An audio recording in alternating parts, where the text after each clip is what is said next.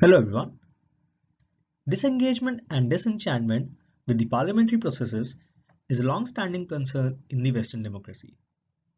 On the one hand, we have UK politicians, and on the other hand, we have citizens from the UK who want to engage with these politicians. In our research, we find that Twitter is acting as a bridge between these two. In this study, we understand digital engagement between citizens and members who represent these citizens. This work is jointly done with Mr. Edward Wood, who is Director of Research from the UK Parliament, Dr. Nishant Shastri, who is my supervisor, and I am Pushkal Agrawal presenting this work. Before going ahead, let me introduce you to the House of Commons in the UK Parliament. In the blue, it's the Conservative Party, which is forming the government, and in red is the Labour Party on the other side, with other small parties forming the opposition.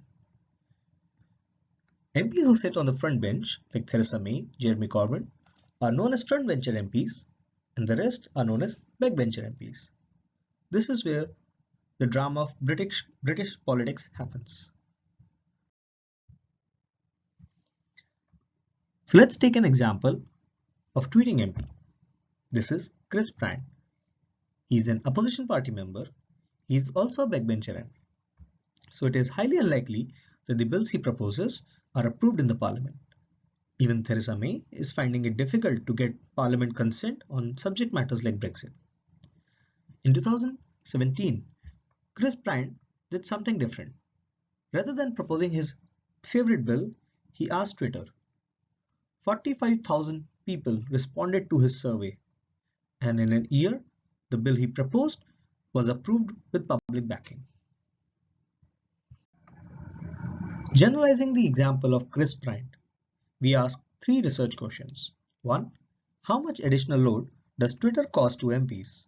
2. How is the load managed by MPs? And 3.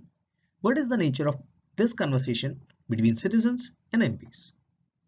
To answer these, we collected a rich dataset. To answer these research questions, we collect a large dataset.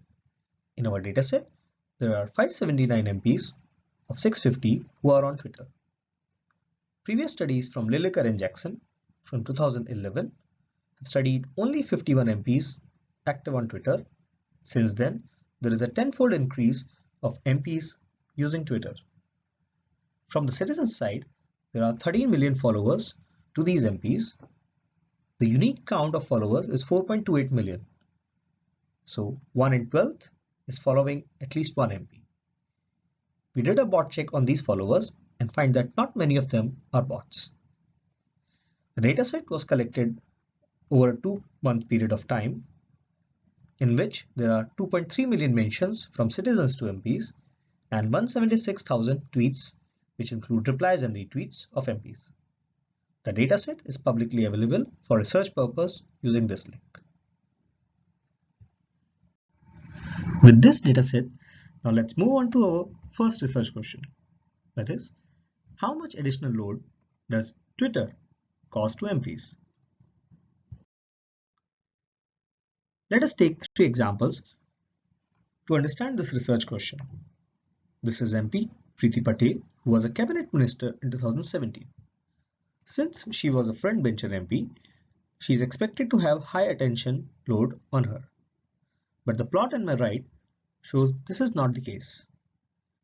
On daily basis in the first month, she is having low attention with a sudden increase of attention in the second month. So what has happened here? She got involved in a controversy related to her unofficial diplomatic foreign trip. And finally she resigned.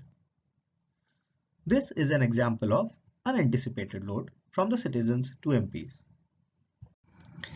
In the second example of a prominent career politician, Theresa May, we find that the Prime Minister is getting thousands of mentions almost on a daily basis. But with this high distribution of load, we also find a pattern. We find that mostly high attention mentions are on Wednesdays, the day when the Prime Minister is in the Parliament for the Prime Minister question. This is an example of anticipated load. In the last example, this is Philip Hammond, the Chancellor of the Exchequer, basically the head of the finance department in the UK. So it is expected that during the budget session, he has high load from the citizens, which is seen at the order of like 8,000 tweets. But there is a small peak which is before that session, which happened to be his BBC interview. He said in the interview that no one in the UK is unemployed. And when you say things like that, then people start talking about you. So this is an example of anticipated as well as unanticipated role. We study this more systematically in our paper using metrics like focus, which tells how is the attention focused on different MPs, churn, which tells how focus is shifting from one MPs to the other, and Gini index that tells how unequal is the attention across different MPs. Please check our paper for further details. So, until now we have seen that MPs are overloaded. Now let us see how they manage their load. They do what we all do, they delegate and prioritize. For the first strategy, let us focus on Wednesdays. But we see that for a single MP account, there are multiple Twitter clients associated with it. This is an indication of delegation to the staff, where an MP's account is managed by different people. The second strategy is prioritization. This is basically the reply and retweets of MPs. As I said, there are 650 MPs in the UK who represent 650 constituencies in the UK. We find that 28% mentions from citizens are to the MPs from their constituencies, and when MPs reply, 56% times their replies are to their constituents. We also find that 75% of mentions are from UK citizens to the MPs, and there is a sizable minority, which is 25%, which is coming outside from the UK. But there is a selective enrichment, and 90% of the replies given by the MPs are to the UK citizens. In the first research questions, we see MPs are overloaded with high attention on them. In the second research question, we saw they delegate and prioritize and reply and retweet to some of those. This forms a conversation. So in our third research questions, we asked two things. Is there an echo chamber effect within each party? And is the tone civil? For checking the echo chamber effect, we assign party label to users and MPs. The party of MPs is clear, and for user, we count how many MPs they follow on Twitter. So for a conservative user, they follow more conservative MPs. For a Labour user, they follow more Labour MPs, and so forth. If there is an echo chamber, we expect most of the conversation to be happening in the diagonal. This is true for the Conservative Party, where 70% of the conservative users are talking to conservative MPs. This is also true for Labour parties, where we see 54% of the Labour users are talking to Labour MPs. Things start becoming interesting when we see the other parties. The SNP has 43% of the talks within SNP, but 57% is with the other parties.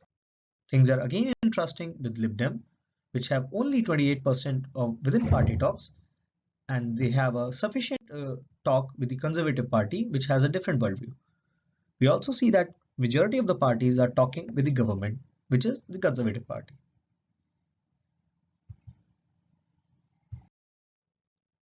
To understand the nature of this tone, we use LOIC, which is Linguistic Inquiry Word Count tool that gives 100 dimensions of the text, some of which are shown on the x-axis here.